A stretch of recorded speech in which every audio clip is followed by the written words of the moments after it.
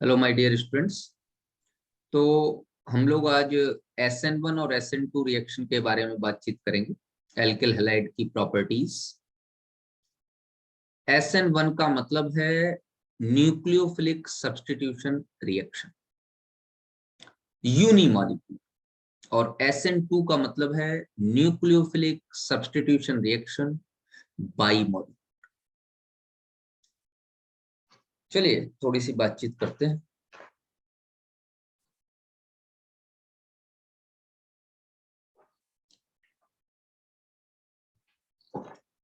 पहला पॉइंट इसमें,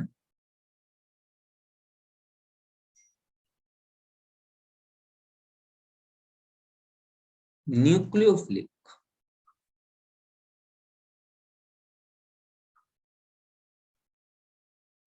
substitution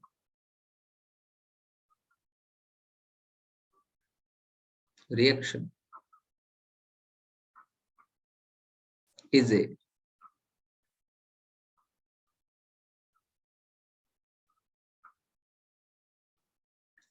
characteristic property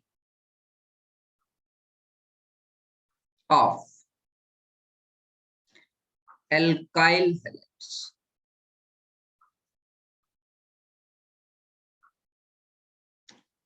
अब न्यूक्लियोफिलिक सब्स्टिट्यूशन रिएक्शन क्या है? मान लीजिए कोई एल्काइल हैलाइड है RH और यहां से कोई न्यूक्लियोफाइल अटैक करता है। मेरे बेटे X निगेटिव निकल जाएगा और न्यूक्लियोफाइल आकर जुड़ जाएगा।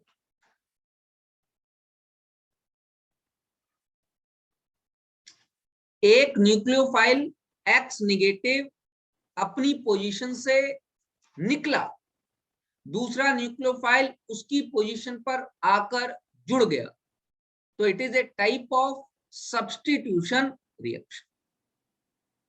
चलिए, न्यूक्लियोफाइल को सब्स्टिट्यूट कर रहा है, इसलिए इसको न्यूक्लियोफिलिक सब्स्टिट्यूशन रिएक्शन। इस न्यूक्लियोफिलिक सब्स्टिट्यूशन रिएक्शन को छोटे में SN reaction,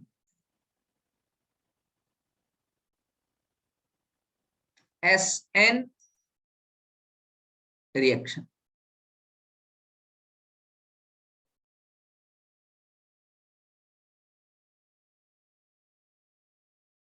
nucleophilic substitution reaction, it is of two types.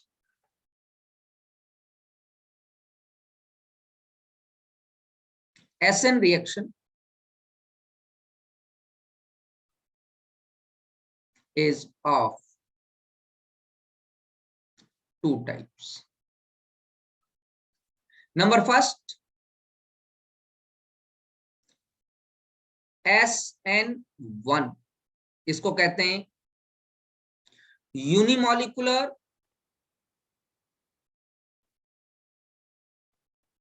Nucleophilic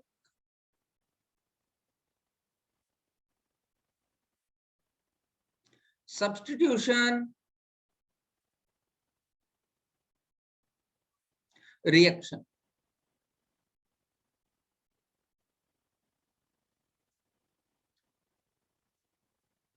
इसमें एक पॉइंट लिख लो कि it is a first order reaction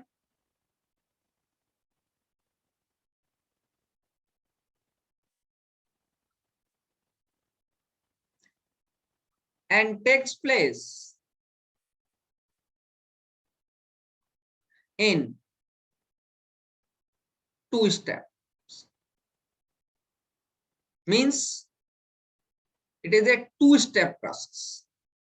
आगे डिस्कस करूंगा इस SN1 की सारी प्रॉपर्टी के बारे में। फर्स्ट ऑर्डर रिएक्शन है, इसीलिए SN1 कहा गया। चलिए, और दो स्टेप में। नंबर सेकंड, SN2, इसको कहते हैं by molecular nucleophilic,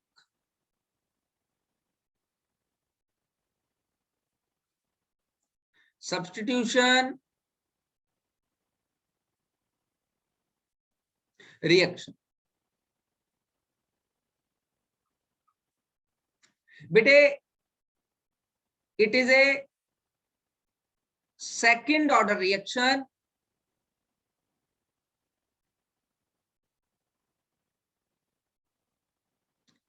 and is single step process.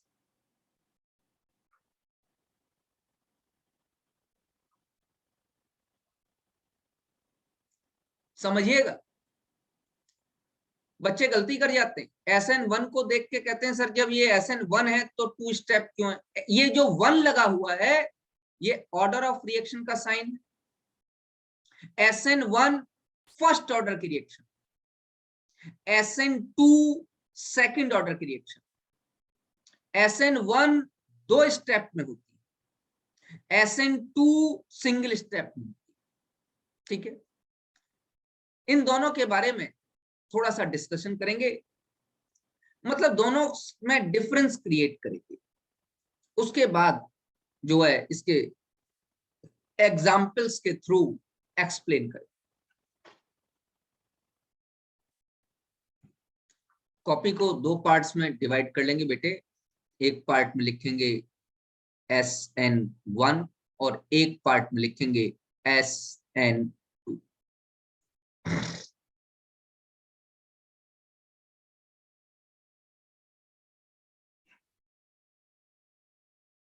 इसको समझने के लिए GOC का थोड़ा कॉन्सेप्ट ठीक ठाक होना चाहिए आपको।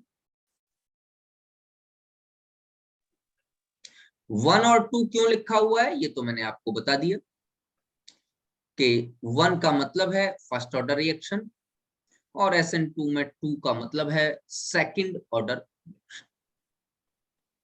चलिए नंबर फर्स्ट, वही जो आप पढ़ते हैं, it is a 2-step process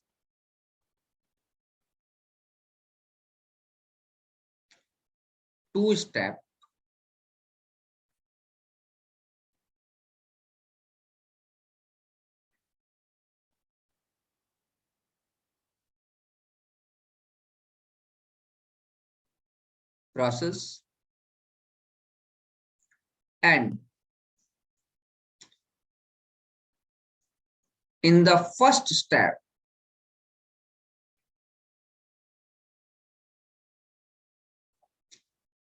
formation of stable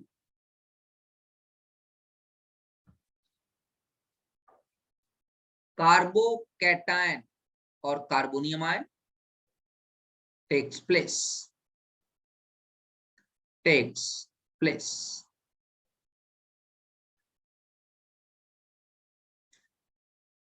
number first इसमें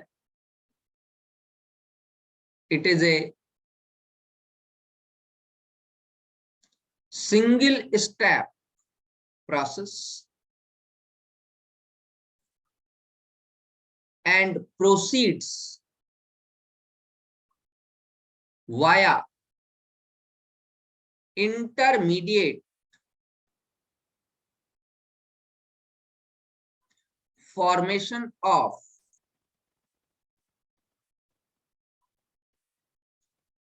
transition state.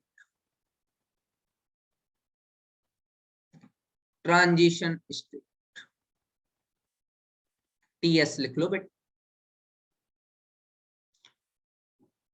बच्चे ये 2-स्टेप प्रोसेस है SN1 जिसमें फर्स्ट स्टेप में कार्बोकैटायन बन रहा। इसका मतलब रेट ऑफ रिएक्शन कार्बोकैटायन की स्टेबिलिटी पर डिपेंड करेगा।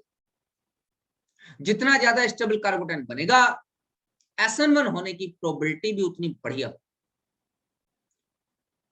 इसमें सिंगल स्टेप प्रोसेस है, कार्बोकैटायन की फॉर्मेशन नहीं हो रही, ये ट्रांजिशन स्टेट के थ्रू बन रहा है। ट्रांजिशन स्टेट वो होती है जिसमें बॉन्ड ब्रेकिंग और बॉन्ड फॉर्मेशन दोनों एक साथ हो जाती है। एक सब्सटेंस निकल रहा है, उसकी बॉन्ड ब्रेकिंग हो रही है, एक सब्सटेंस जुड़ रहा है, उसकी बॉन्ड फॉर्मेशन, दोनों एक साथ। अगर दो दो काम एक साथ हो रहे हैं तो बल्कीनेस कम होनी चाहिए।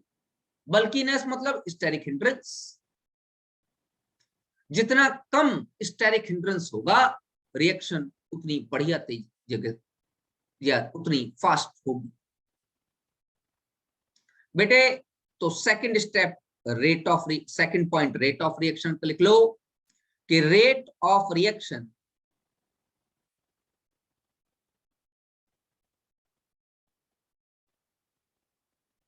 of SN1 is directly proportional to stability of the carbocation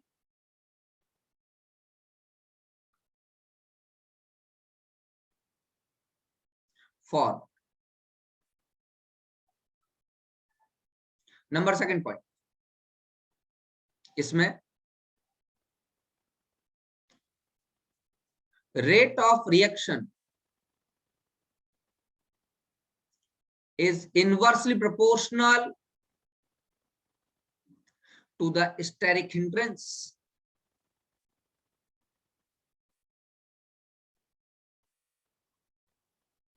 जितना स्टेरिक हिंड्रेंस ज्यादा होगा, रेट ऑफ रिएक्शन उतनी कम होगी। मतलब जितने बल्कि ग्रुप्स आसपास लगे होंगे, रेट ऑफ रिएक्शन डिक्रीज कर जाएगी। इसका मतलब कि प्राइमरी हैलाइड्स जिसमें बल्कीनेस बिल्कुल नहीं, वो जल्दी देंगे। चलिए नेक्स्ट, मैं थोड़ा सा एक एग्जांपल यहां पे लिख के दे रहा हूं।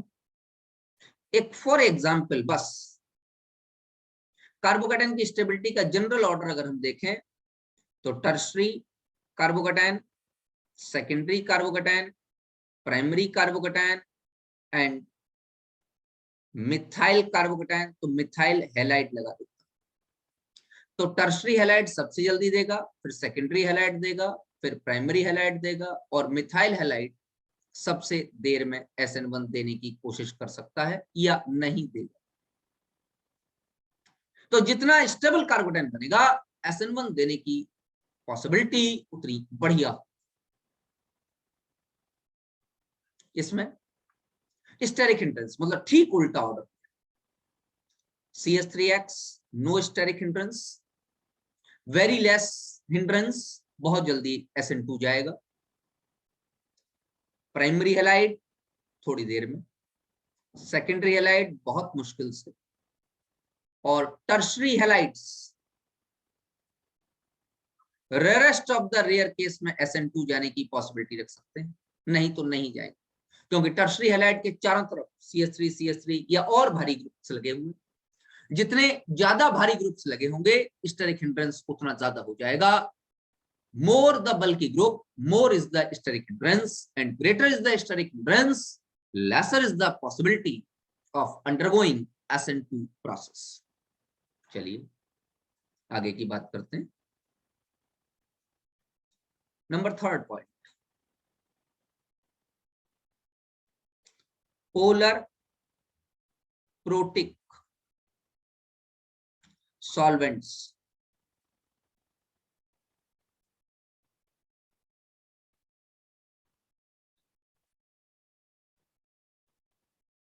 एक चीज और ऐड कर,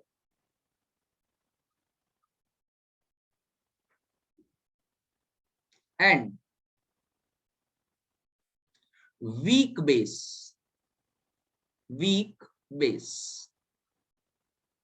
favors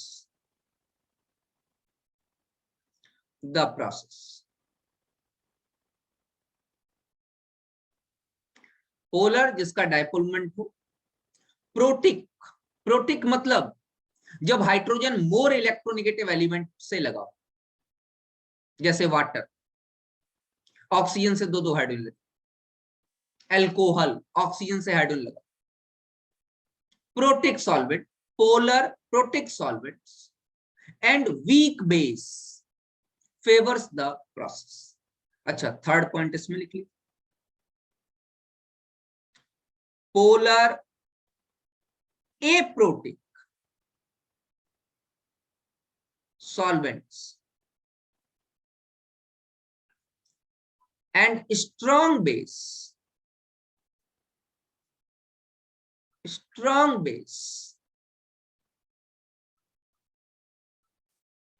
favors the process। Solvent polar हो वो तो ठीक है, बट एप्रोटिक जैसे एसीटोन, समझ में आता है। मैं यहां पर सॉल्वेंट्स लिख देता हूं कि एग्जाम्पल में वाटर, एल्कोहल, ROH लिख सकते हैं आप, ये पोलर प्रोटिक सॉल्वेंट। यहां पे मैं एग्जाम्पल लिख देता हूं एसीटोन, ईथर,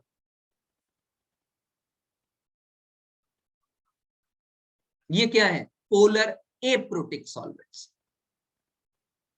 क्या ये बात आप लोगों को समझ में आई है तीनों बेटे?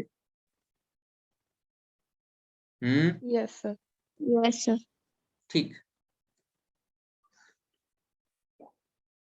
चलिए आगे बढ़ते।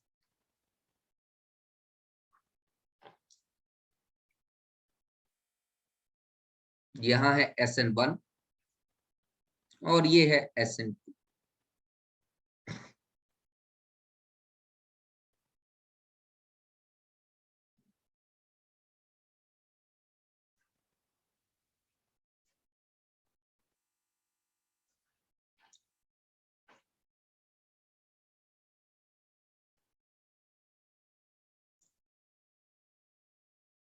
इसमें एक पॉइंट है थर्ड वाले में ही कि generally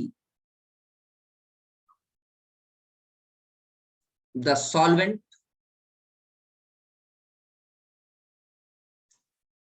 itself solvent itself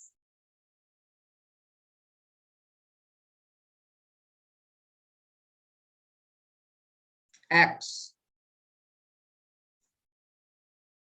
as attacking base या न्यूक्लियोफाइल, ठीक है ना। Base is a very good word, लेकिन थोड़ा सा NSN की बात कर रहे हैं तो न्यूक्लियोफाइल की बात कर लेते हैं। अटैकिंग न्यूक्लियोफाइल है तो बेस ही। 10 also known as solvolysis, मतलब जो आपने सॉल्वेंट डाला था वही बेस का काम करके न्यूक्लियोफाइल की तरीके से एक्ट कर जाए, रिएक्ट कर जाए। तो सॉल्वेंट ही रिएक्ट कर रहा है, इस प्रोसेस को सॉल्वोलिसिस कहते हैं। यहां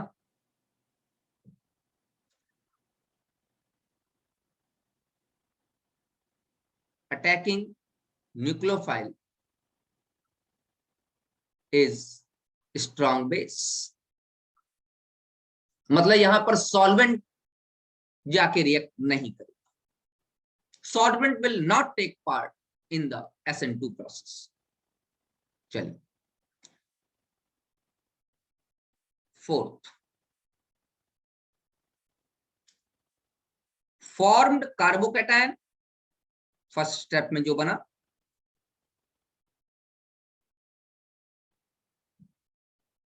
इज प्लेनर इन नेचर, मतलब स्ट्रक्चर में प्लेनर है। 10 रेसिमाइजेशन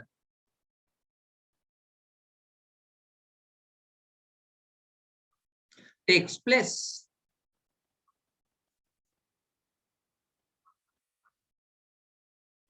रैस्मिक मिक्सचर बनता है। आपको स्टीरियोकेमिस्ट्री में रैस्मिक मिक्सचर पढ़ाया गया है। 50% डी फॉर्म, 50% एल फॉर्म। इसमें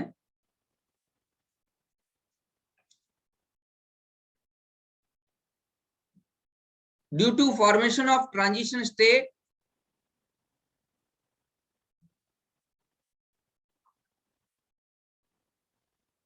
transition state 100% inversion of configuration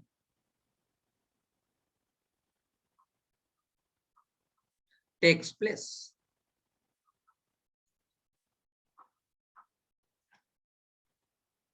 कहने का मतलब है कि कार्बोकैटायन जब बनेगा तो रेसिमाइजेशन होगा, और जब ट्रांजिशन स्टेट के थ्रू रिएक्शन हो रही है SN2 में तो 100% इन्वर्जन होगा। Inversion means inverted product. Racemization मतलब both products will be formed with the retention as well as with the inversion. दोनों तरीके के हमारे पास प्रोडक्ट्स मिलेंगे, रिटेंशन वाला भी मिलेगा और जो प्रोडक्ट है वो इन्वर्जन वाला भी मिलेगा। लेकिन हाँ, रेसिमाइजेशन जो प्रोसेस है उसको होने के लिए अनसिमेट्रिकल स्पीसीज होनी चाहिए, किरलिटी प्रेजेंट होनी चाहिए मॉलिक्यूल, तो ही आपको दिखाई दे।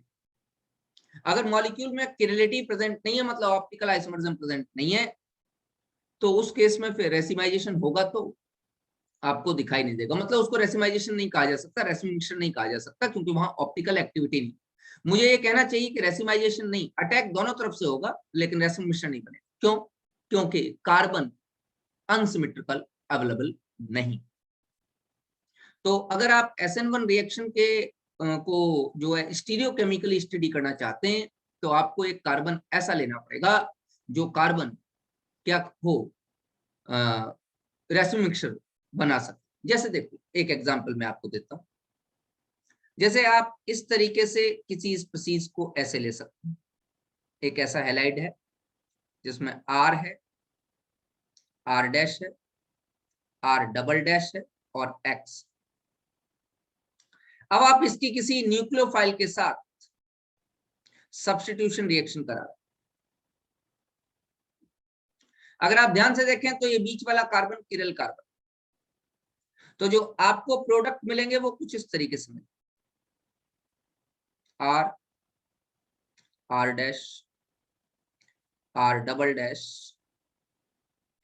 और न्यूक्लियोफाइल, साथ में ये वाला प्रोडक्ट भी मिलेगा R, R dash, R double dash, plus लगा लेना बीच में बेटे। ये दोनों प्रोडक्ट आप देख रहे हो, ये दोनों प्रोडक्ट एक दूसरे की non super imposable mirror image है। अगर ये वाला जो रिएक्टेंट है आपका अनसिमेट्रिकल कार्बन इसमें है, ये रिएक्टेंट स्टीरियोकेमिकली एक्टिव है, तो अगर बेटा ये डी फॉर्म होगा, स्मॉल डी फॉर्म, तो जब न्यूक्लियोफाइल अटैक किया उसके बाद बनने वाली स्पीसीज में 50% आपको डी मिलेगा और 50% आपको एल मिलेगा। तो 50% डी और 50% एल, तो formation of racemic mixture, racemic mixture takes place. जबकि इस केस में मान लीजिए कोई ये R है, ये कार्बन है, इसके साथ हाइड्रोजन है, इसके साथ ड्यूटीरियम है और इसके साथ कोई हेलोजन लगा दे, तो ये किरल कार्बन है आपके पास। और इस केस में जब न्यूक्लियोफाइल इस पे अटैक करेगा तो एक ट्रांजिशन स्टेट के थ्रू रिएक्शन होगी। Nucleophile partial negative back side से अटैक करेगा, हेलोजन फ्रंट साइड से निकलना शुरू करेगा, इस पर भी पार्शियल निगेटिव, और यहां पर R, H, और D. Slightly pentavalent carbon is observe in the transition state. अब पूरा पूरा पेंटावेलेंट तो नहीं है, क्योंकि इस बॉन्ड की स्ट्रेंथ से मतलब ये बॉन्ड वीक पड़ते जा रहे हैं। जो डॉटेड बॉन्ड बनाए हैं, न्यूक्लियोफाइल धीमे धीमे जुड़ रहा है और एक्स निगेटिव धीमे धीमे निकल रहा है। चलिए, तो इसका मतलब न्यूक्लियोफाइल बैक साइड से अटैक कर रहा है, तो जो बनने वाली स्पीसीज होगी, मैं मान लेता हूं कि ये आपकी डी फॉर्म थी, स्मॉल डी फॉर्म, डेक्स्ट्रोरोटेटरी। तो जो बनने वाली फॉर्म होगी, मैं ऐसे मान लेता हूं, ये बनेगी फॉर्म NuRH और ये ड्यूटीरियम डी। ये एल फॉर्म बनेगी 100%। इसमें और कोई दूसरा प्रोडक्ट बनने की पॉसिबिलिटी नहीं। इसलिए मैं कह रहा हूं कि 100% इन्वर्जन टेक्स प्लेस। इस प्रोसेस को इसीलिए वाल्डन इन्वर्जन कहा जाता है। इस प्रोसेस का नाम है,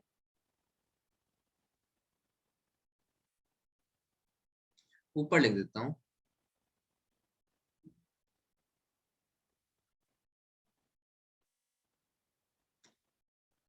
SN2 is known as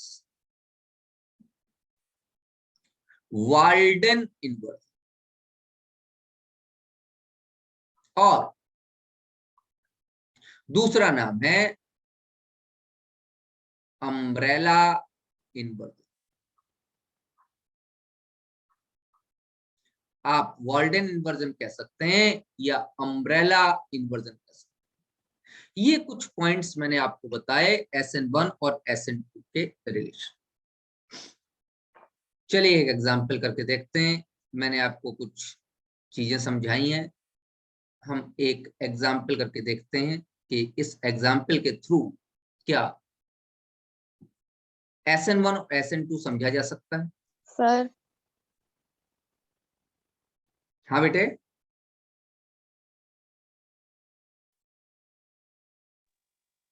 sir आपने पहले पोलर प्रोटिक बताया था ना, उसके अंदर पोलर प्रोटिक का मतलब जिसमें पोल्स बन जाए प्लस और माइनस। डायपोल मूवमेंट पढ़ा है ना, जिनका हाँ। डायपोल मूवमेंट 0 नहीं, वो सारे पोलर। और अगर किसी मोर इलेक्ट्रोनेगेटिव एलिमेंट से हाइड्रोजन लगा हुआ है, जैसे ऑक्सीजन, नाइट्रोजन, इनसे हाइड्रोजन लगा हुआ है, तो वो प्रोटिक भी हो जाएगा। मैं पोलर प्रोटिक के बारे में कुछ बता देता हूं आपको, आप देख के बताइए। पोलर प्रोटिक वाटर पोलर है या नहीं? बिल्कुल, वाटर में डायपोल मूवमेंट होता है, वाटर पोलर। इसके साथ मोर इलेक्ट्रोनेगेटिव एलिमेंट के साथ हाइड्रोजन लगा हुआ है या नहीं लगा हुआ? यस और नो? तो ये पोलर प्रोटिक। एल्कोहल्स पोलर हैं या नहीं? बिल्कुल पोलर है। क्या मोर इलेक्ट्रोनेगेटिव एलिमेंट के साथ हाइड्रोजन लगा हुआ है? लगा हुआ, तो it is a polar protic. Ammonia polar है या नहीं? बिल्कुल पोलर है। क्या मोर इलेक्ट्रोनेगेटिव एलिमेंट के साथ हाइड्रोजन लगा हुआ है? हाँ लगा हुआ, तो ये पोलर प्रोटिक हो जाए। प्राइमरी अमीन पोलर है या नहीं है? बिल्कुल पोलर है। क्या मोर इलेक्ट्रोनेगेटिव एलिमेंट के साथ हाइड्रोजन लगा हुआ है? हाँ लगा हुआ, तो पोलर प्रोटिक हो जाए। इसी तरीके से पोलर ए प्रोटिक।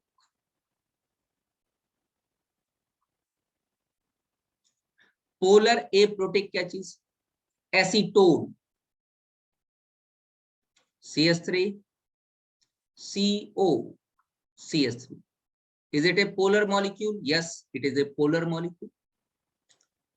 लेकिन क्या मोर इलेक्ट्रोनेगेटिव ऑक्सीजन के साथ हाइड्रोजन अवेलेबल है?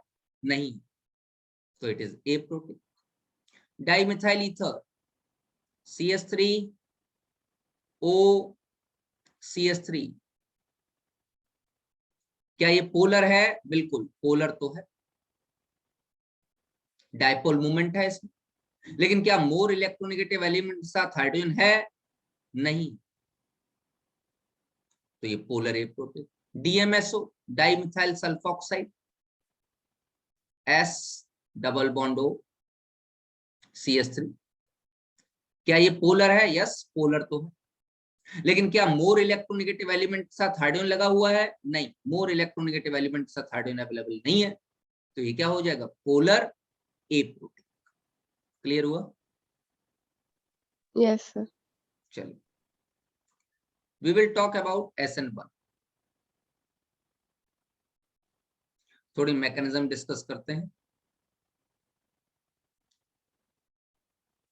मान लेते हैं आपका ये कोई R, R dash, R double dash X, और आप किसी न्यूक्लियोफाइल से रिएक्शन करा रहे हो, जो हमने अभी पीछे कराई, और आपके पास इस तरीके से R dash, R, R double dash NU plus R dash NU R, R double dash product बन। तो सबसे पहले तो स्टेप नंबर 1, इसका step number 1, formation of stable carbocation.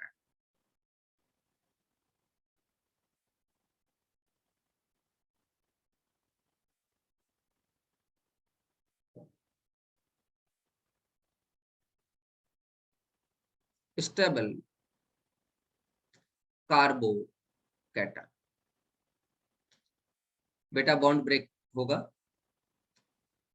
R dash, R, R double dash X, ये bond break down हो गया। यहाँ से स्लो रेट है, मतलब ये प्रोसेस का पहला स्टेप स्लोअर स्टेप है, और this step is also the rate determining step. इस रेट डिटरमिनिंग स्टेप में आपके पास इस कार्बन के साथ एक R यहाँ लगा हुआ है, एक यहाँ R डबल डैश लगा है, और एक यहाँ R डैश लगा है, और इस कार्बन में पॉजिटिव चार्ज आ चुका है, X negative. This is carbocation and a stable carbocation, this is tertiary carbocation. ये stable tertiary carbocation which is a stable carbocation. अब कार्बोकेटायन बन रहा है, then there is a possibility of rearrangement also।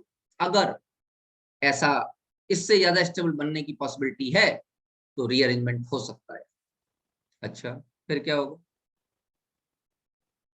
फिर मान लीजिए जो सेकंड न्यूक्लियोफाइल अटैक है वो स्टेप नंबर 2 में करेगा, और ये स्टेप फास्ट स्टेप। अब चूंकि बेटे कार्बोकेटायन प्लेनर स्पीसीज है, एक ही प्लेन पर अवेलेबल हो,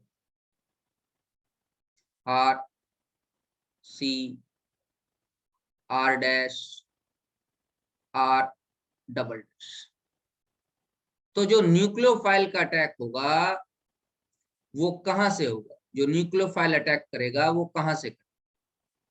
वो बेटा इस कार्बन एटम पे, बीच वाला कार्बन जो कि एसिमेट्रिक कार्बन भी है, फॉरवर्ड डायरेक्शन से भी अटैक कर सकता है और बैकवर्ड डायरेक्शन से भी अटैक कर सकता है। 50% चांसेस हैं फॉरवर्ड डायरेक्शन से अटैक करने के, 50% चांसेस हैं बैकवर्ड डायरेक्शन से अटैक करने के। तो जो बन जाएगा वो क्या बन जाएगा? ध्यान दीजिए, कुछ इसी तरीके से तो बन जाएगा product, R, R dash, R double dash nucleophile plus nucleophile R, R dash, R double dash, दोनों एक दूसरे के non superimposable mirror image, enantiomer बन गए। तो अगर ये वाला फॉर्म डी फॉर्म था, तो यहां जो बन रहा है उसमें फॉरवर्ड डायरेक्शन से अटैक करने पे तो डी फॉर्म बन रहा है, लेकिन साथ साथ बैक डायरेक्शन से भी अटैक हो रही, और बैक से अटैक करने पे एल फॉर्म। मैंने कहा फॉरवर्ड और बैकवर्ड दोनों के अटैक के चांसेस 50-50% हैं, तो 50% फॉरवर्ड डी फॉर्म बन गया और बैकवर्ड अटैक से 50% एल फॉर्म बन गया। इसी को रैस्मिक मिक्सचर कहते हैं, रैस्मिक मिक्सचर। और ये जो प्रोसेस हुई ये रेसिमाइजेशन कहते हैं, रैस्मिक मिक्सचर की फॉर्मेशन। ये मैंने आज इस पीरियड में आपको SN1 SN2 का डिफरेंशिएट कराया और SN1 की मैकेनिज्म के बारे में कुछ बातें मैंने आपको बताई। नेक्स्ट पीरियड में हम लोग जो है इसके आगे शुरू करेंगे, ठीक है।